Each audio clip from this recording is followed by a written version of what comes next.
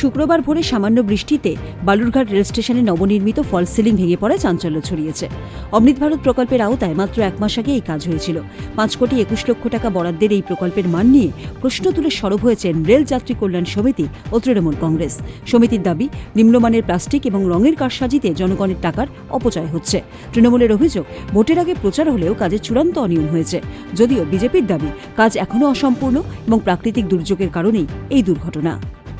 বলার বলতে কিছু না, এখন নতুন তো লাগালো, প্রথমে ভালোই ছিল। এখন যেভাবে 2 দিন ধরে আবহাওয়া দেখলাম আর যে আর হাওয়া মারছে, সেই কারণে এটা ভেঙে যেতে পারে। কিন্তু ভাঙাটার প্রবলেমটা হলো যে নতুন লাগানো হলো জিনিসটা, এত টাকা খরচা করে ডিপার্টমেন্টের কাজ হচ্ছে, রেল ডিপার্টমেন্টে, কিন্তু ভাঙা যাওয়াটা উচিত না। এটা সোনাক্ষী, মশলা কোথায়?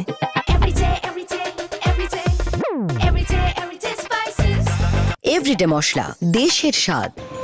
এত টাকা খরচা করে যদি এত সুন্দর করে রেল সাজানো হচ্ছে, হিসাবে বোঝানো, এটা দেখা উচিত রেল ডিপার্টমেন্টের, যেন এরকম কাজ যেন না হয়। আমার নাম গৌরাঙ্গ গাইন।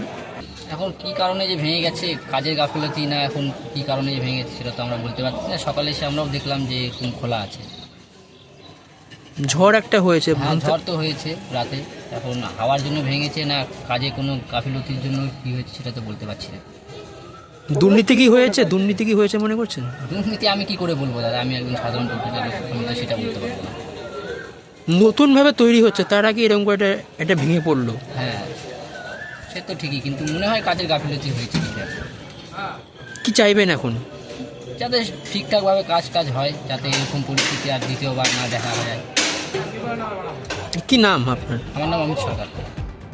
বালুরঘাট থেকে পঙ্কজ মোহন্তের রিপোর্ট, উত্তরবঙ্গ সংবাদ।